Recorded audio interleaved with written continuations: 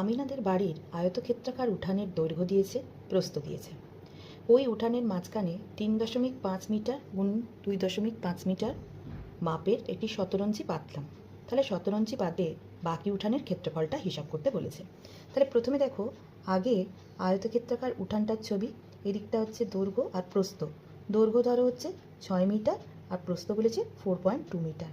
এর ঠিক মাঝখানে একটা 3.5 ইন্টু 3.5 এটা দৈর্ঘ্য আর 2.5 হচ্ছে প্রস্থ, এরকম একটা শতরঞ্চি বিছিয়ে দিয়েছে।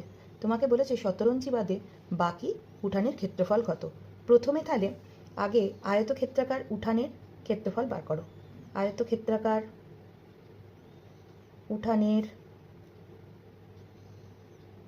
দৈর্ঘ্য সমান 6 মিটার, প্রস্থ সমান 4.2 মিটার। অতএব ক্ষেত্রফল কী হবে? ক্ষেত্রফল হবে দৈর্ঘ্য গুণ প্রস্থ এত বর্গ একক সমান দৈর্ঘ্যের জায়গায় 6 আর প্রস্থের জায়গায় 4.2 দিলাম। এবার এটা হয়ে গেল এত বর্গ মিটার। 6 2 12, 4 6 24 1 25, 25.2 বর্গ মিটার। এইবার শতরঞ্চিটার ক্ষেত্রফল 3.5 মিটার গুণ 2.5 মিটার মাপের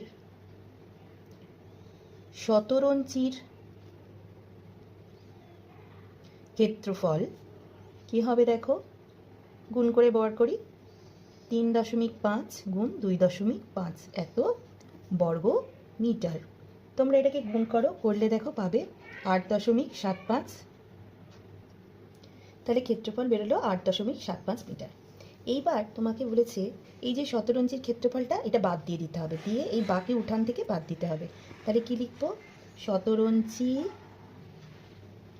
বাদে বাকি উঠানের ক্ষেত্রফল সমান কি? সমস্ত উঠানের ক্ষেত্রফল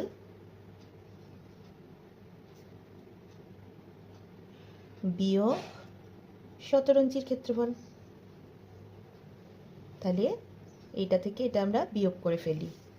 25.2 থেকে 8.75 বিয়োগ করে দিই, এত বর্গমিটার।